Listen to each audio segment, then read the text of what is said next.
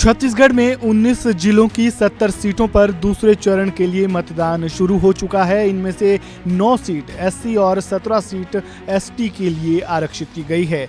दूसरे चरण के मतदान में कुल 958 प्रत्याशी मैदान में अपनी किस्मत आजमा रहे हैं। बता दें कि दूसरे चरण में मुख्यमंत्री भूपेश बघेल और डिप्टी सीएम टीएस सिंहदेव की सीट पर भी मतदान हो रहा है। इसके साथ ही 10 मंत्री भी मैदान में है। छत्तीसगढ़ की मुख्य चुनाव अधिकारी रीना बाबा साहेब ने वोटिंग की तैयारियों को लेकर क्या कुछ कहा, सुनिए।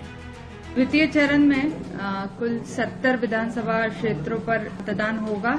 22 जिलों में मतदान का समय सभी 70 विधानसभाओं में सुबह 8 बजे से 5 बजे तक रहेगा। बिंद्रा नवागढ़ विधानसभा क्षेत्र के केवल जो 9 मतदान केंद्र हैं, उनमें जो मतदान का समय है वो 7 बजे से 3 बजे का निर्धारित किया गया है। राज्य के द्वितीय चरण के कुल मतदाताओं की संख्या 1,14,14,779 है और पुरुष मतदाता इसमें 81,41,624 है। महिला मतदाता 81,72,171 है। तृतीय लिंग के मतदाता 684 और 18 से 19 आयु वर्ग के मतदाता जो है 5,64,968 है। दिव्यांग मतदाताओं की संख्या 1,30,909 है। आपको बता दें कि छत्तीसगढ़ में पहले चरण में 20 सीटों के लिए मतदान हुआ था। इसमें बस्तर संभाग की कुल 12 विधानसभा सीटें और दुर्ग संभाग की 8 सीटें शामिल है। भूपेश सरकार के 3 मंत्रियों और पिछली रमन सरकार के 5 मंत्रियों और 1 सांसद की साख दांव पर लगी। पहले चरण में 70.87% मतदान हुआ था। सबसे ज्यादा मतदान कोंडागांव में हुआ है, जबकि सबसे कम मतदान बीजापुर में हुआ। पूर्व सीएम रमन सिंह समेत कई दिग्गज नेताओं ने अपने अपने क्षेत्र में वोट डाले। इस दौरान रमन सिंह ने बड़ा दावा करते हुए कहा कि जिन 20 सीटों पर मतदान हुआ है उनमें से 14 सीटें बीजेपी जीत रही है। सुनिए। इन सारे मुद्दों को लेकर जनता में भीषण आक्रोश है और पूरे छत्तीसगढ़ में और खासतौर से 20 सीटों में 12 और 8 20 सीटों में जो आज प्रथम चरण में मतदान हो रहे हैं, इसमें भारतीय जनता पार्टी कम से कम 14 सीटों में जीत रही है। सर, कवर्धा के क्या मुद्दे हैं? कवर्धा के मुद्दे अलग है विकास के अलावा? कवर्धा के इश्यू अलग रहते ही हैं और कवर्धा में स्थानीय मुद्दों पे काफी जोर रहा है। स्थानीय लोगों की नाराजगी रही है। तुष्टीकरण की राजनीति को लेकर यहाँ पे काफी आक्रोश रहा है। झंडे को कुचलने के मुद्दे को लेकर भी काफी नाराजगी रही है। तो लोकल इश्यू अलग अलग यहाँ पे काफी है।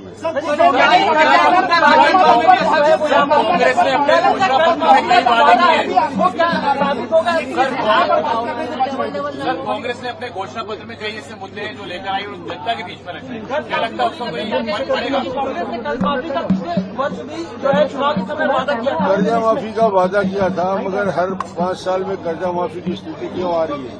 हमने कर्जा माफी के बदले में किसानों को आर्थिक मजबूती लाने के लिए 4,500 करोड़ का 2 साल का बोनस दिया है।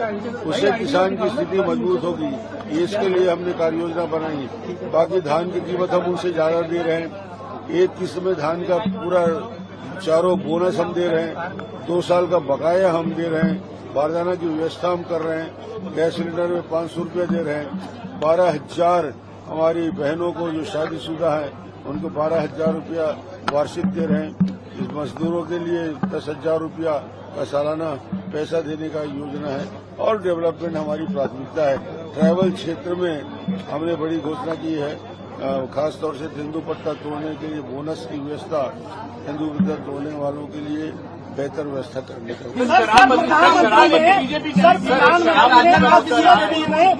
प्रधानमंत्री ने सूरजपुर में महादेव सट्टा ऐप का फिर जिक्र किया है और कहा है यहाँ के गरीब बच्चों को उसमें ढकेला गया।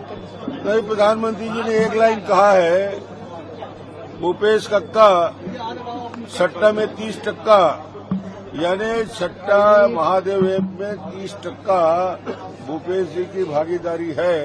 ये प्रधानमंत्री जी ने स्पष्ट कर दिया। ईडी ने प्रमाणित कर दिया। 508 करोड़ का मनी ट्रांजैक्शन साफ दिखता है। तो भ्रष्टाचार का इससे बड़ा आरोप क्या हो सकता है? कि भूपेश कक्का 30% सट्टा खिलाने के लिए, ये बहुत बड़ी बात है। वहीं पहले चरण में मतदान के बीच सुकमा जिले में नक्सलियों द्वारा किए गए आईईडी ब्लास्ट में सीआरएफ के एक जवान घायल हो गया था। इसके बावजूद मतदान जारी रहा। सुकमा, बीजापुर, कांकेर और नारायणपुर में सुरक्षा बलों और नक्सलियों के बीच मुठभेड़ की घटनाएं भी सामने आई थी। ऐसे में दूसरे चरण में प्रशासन मतदान शांतिपूर्ण कराने की पुरजोर कोशिश कर रहा है। इस खबर में फिलहाल इतना ही। ताज़ा अपडेट के लिए बने रहें वन इंडिया हिंदी के साथ।